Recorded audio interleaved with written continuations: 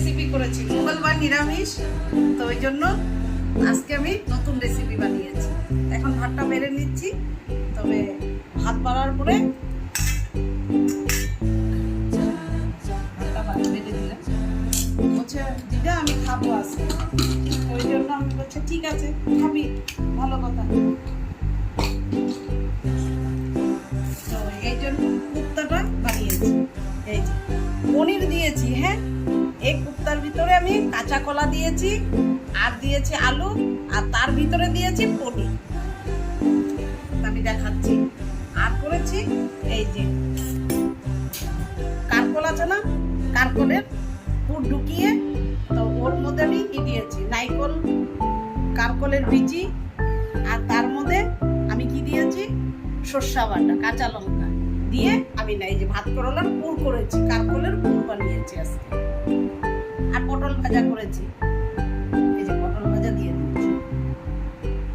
তারপরে কাঁচা কলার কুপ্তা বানিয়েছি, তো তার চুকলাগুলোকে আমি আর কি করিনি,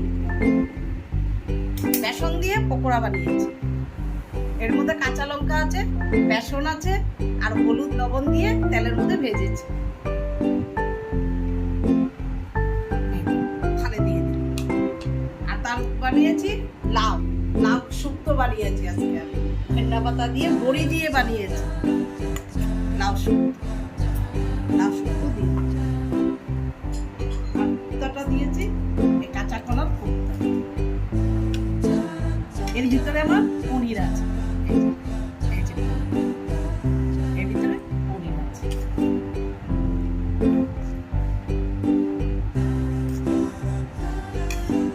আর বস এই যে বেড়ে দিলাম, এই যে আর বস।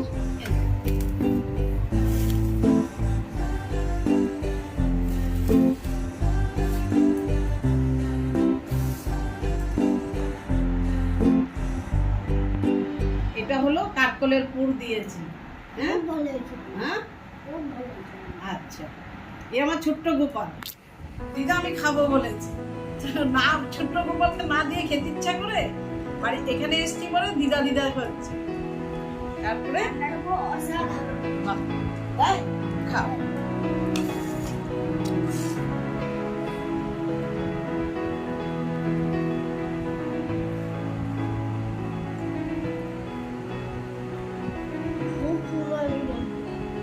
আর এটা বানিয়েছি লাউ শুক্তো, বড়ি দিয়ে বানিয়েছি। নমস্কার, রাধে রাধে।